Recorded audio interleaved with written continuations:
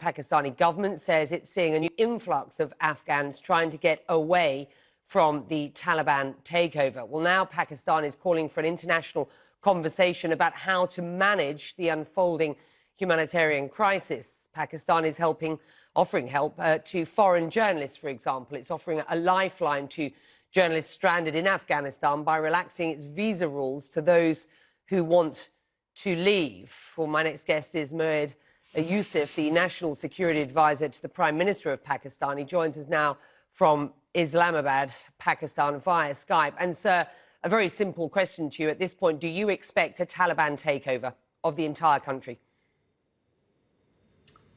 Thanks, Becky. I don't know. All I can tell you is Pakistan is very, very worried because we are the only country, apart from Afghanistan, that cannot afford a protracted conflict. We have been the victim of this war next door for over 4 decades. Over 4 million refugees in Pakistan, still in Pakistan. Societal distortions that came here, millions of displaced people in Pakistan, which we have suffered again and again, even though the world does not want to acknowledge that. For us, a protracted conflict is simply not an option. That's why, unlike many other countries who are talking about, oh, this will go through a conflict and then maybe we get to peace, we are saying reinvigorate the political settlement effort. The US must take the lead. Pakistan will do whatever it can, but the world needs to come together to find a way to stop the violence. And the only way to do that is an inclusive political settlement in Afghanistan. Afghans are dying every day, and I'm sorry to say, but a lot of times the Western conversation treats them as commodities. These are people who deserve peace. Pakistanis are people who deserve peace. We've lost over 80,000 people, Becky. We've $150 billion lost in the economy. Our people can't take it anymore. We feel very worried with what is happening, but even more worried when we hear that maybe the mistakes of the 1990s are being repeated. Maybe the US and the West are checking out, and maybe the world doesn't care anymore what happens to Pakistan and this region. Let me put this to you. Afghan leaders, including President Ghani, have accused Pakistan of actively supporting the Taliban. And we hear this across international circles as well. Hashtag sanctioned Pakistan is even trending in Afghanistan, suggesting those sentiments are shared by a significant portion of the Afghan people. Just how would you describe Pakistan's support of the Taliban? First, let me talk about the sanctions Pakistan, because just 2 days ago, I did a press conference in Pakistan showing data that 65% of what was said to make that hashtag was bot activity. The rest was Afghan and Indian accounts propagating that. It was all made up, Becky. So that said, let me get to the question of the Taliban. You see, we have heard for a long time, oh, Pakistan is the problem. Today, don't listen to me. Just look at the ground reality in Afghanistan. The running government, what have they been trying to absolve themselves of? An army that doesn't fight for them, a country where they don't seem to have any legitimacy, people who are standing behind an opposition, a fighting force, and celebrating their coming in. If there were any sanctuaries in Pakistan, that's the question that is always asked. Tell me, it defies logic that the entire region of Afghanistan that has fallen to the Taliban initially is the north, bordering the Central Asian republics, and the west, bordering Afghanistan, hundreds of miles away from Pakistan. Let me ask you this. Let me just say. Let me put this to you. Hang on. Let me put this to you.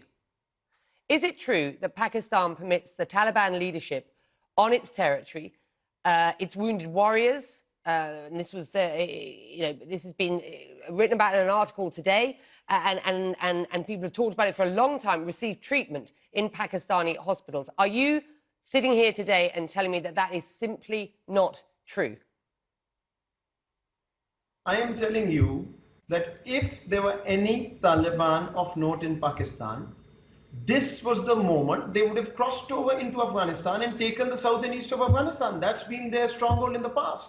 None of that has happened. Why? Because these people are not here. Becky, 70% of Afghanistan is in their control. Afghanistan is the safe haven.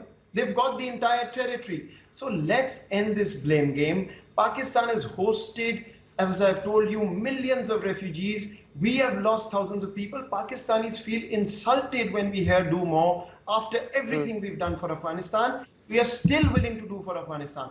The worry is that the world may have just washed its hands clean of the mess that's been created. I am seeing Western media and press rightly and courageously talk about what happened to the trillions of dollars. That's where the failure is. But let's forget that. Where do we go from here? Pakistan has played a constructive role throughout, and today I'm saying again, history will judge us very, very poorly if we don't make every effort to get all Afghans to the table and see if we can find a political end to this war. My Prime Minister Imran Khan is the only Prime Minister who said for 15 years regularly that there is no military solution. There is only a political solution. Everybody agrees today. But even now, I'm sorry to say, the Afghan government is not cooperating, it seems, because even their team that's sitting in Doha is not empowered to negotiate. Let me put this argument to you then. Let me put this argument to you then. The security establishment in Pakistan plays a double game. I hear this from sources again and again and again. Outwardly looking to, and it has to be said, and we'll talk about this, the leverage that Pakistan feels it has because it does have contacts with the Taliban, its leverage in the potential for a negotiated settlement here, and we will talk about that because that's incredibly important. You started this conversation with that. And yet the secret harbouring of Osama bin Laden in the past and the relations that same security establishment has with Taliban when it suits that security establishment to play a game on Pakistan's behalf in Afghanistan. I just want to put that to you, this sense of a double game. How do you respond to that? Yeah, because, I lived in the US for years and heard this all the time. First of all, let me just say, once again, Pakistan lost thousands, 80,000 on the hands of who? The Pakistani Taliban. Where do they sit? They sit in Afghanistan. Use Afghan territory in collusion with the Indians to attack Pakistanis. We would have to be mad, nothing short of that, if we think that we can play any double game where Pakistanis are dying. That would mean we don't care about Pakistani lives. I am telling you, we care about not only Pakistani, but Afghan lives as much. That's why I'm questioning this idea that, oh, let there be conflict and then we'll figure it out. Or we are done, Pakistan can deal with the mess. Let's deal with this problem as it is. There is no double game. I've told you, if there was any, wouldn't the South and East fall if there were people in Pakistan? Wouldn't there be celebrations? We are saying we're extremely worried. We've gone public. We have said we are not for a forceful takeover. What else? We have fenced our border completely. Becky, this is an important point, if you allow me.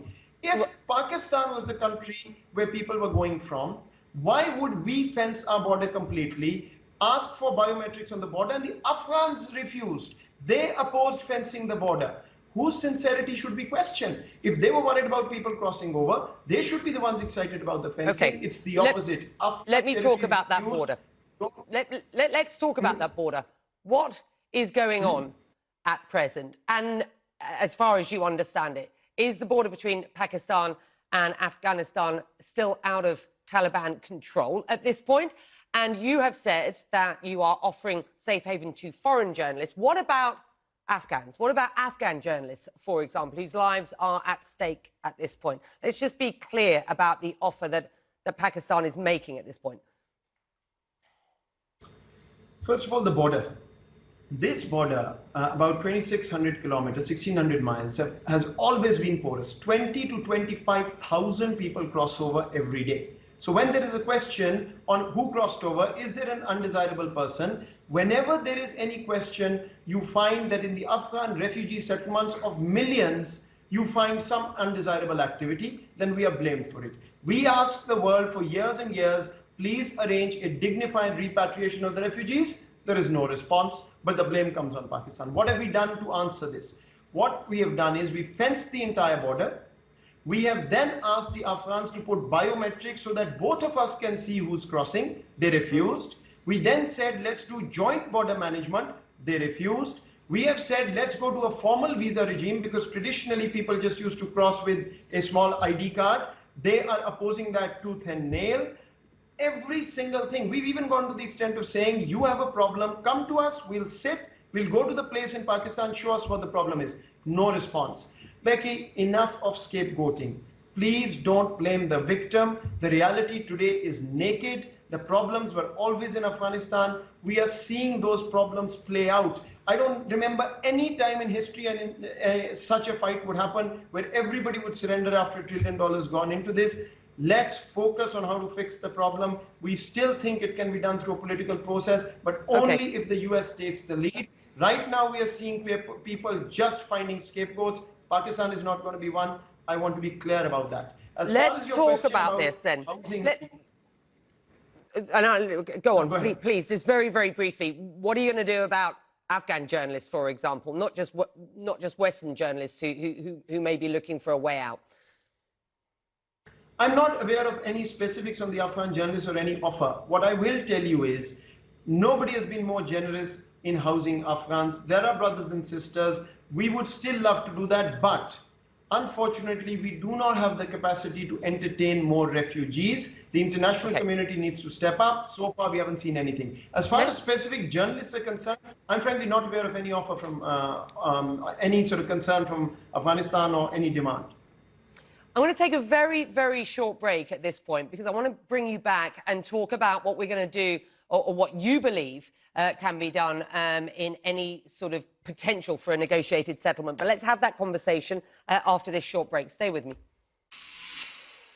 Welcome back. I'm Becky Anderson. You're watching Connect the World. Our top story this hour, the remarkable advances that the Taliban is making across Afghanistan, now controlling half of the provincial capitals, and a real fear in Afghanistan of the takeover of Kabul at some point soon. I'm speaking with the National Security Advisor to the Pakistan Prime Minister, Moeed Yousaf, about these advances in neighbouring Afghanistan. So earlier today, you said, and I'm paraphrasing you here, there are chances the Taliban present some settlement that's not a Western settlement.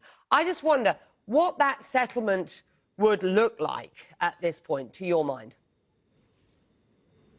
I don't know, Becky. That's an answer that only Afghans, the Afghan government, the Taliban, and all other Afghan political actors who matter will decide once they sit in one room, they are empowered, and they come up with a decision on how to run their country going forward. The only point Pakistan is making is we are not seeing a wholehearted, sincere effort at this point to try and get to that political settlement. What would we have the US do in this case? Number one, there is confusion on the ground. I'll be very frank with you.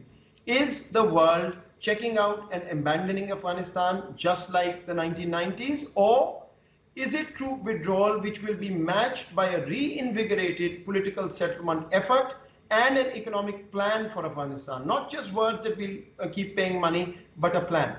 There is confusion. If it's the former, I'm afraid not much can happen. I can recall the US President George W. Bush saying never again will be abandoned. I have in front of me Secretary Hillary Clinton's statement. It's one thing to pull out troops that have been supporting security in Afghanistan, but leaving it pretty much to fend for themselves. We can't afford to walk away from the consequences of that decision. People are asking, is it that decision, or is the US going to take the lead and the world going to take the lead to get to a political settlement? We want to see that. We want to see an economic plan. Pakistan will do whatever it can to facilitate both of these, but we need public assurances. Afghans need public assurances that the US is going to remain involved and see this through. Otherwise, militias, warlordism, that's been the history, and that would be maybe bad for the world, but an absolute disaster for Pakistan. Last time this happened, as I told you, we're still reeling from those effects, and we are not going to be able to go there again. I have to ask you, will Islamabad work with a Taliban government should they be able to capture Kabul and re-establish their control?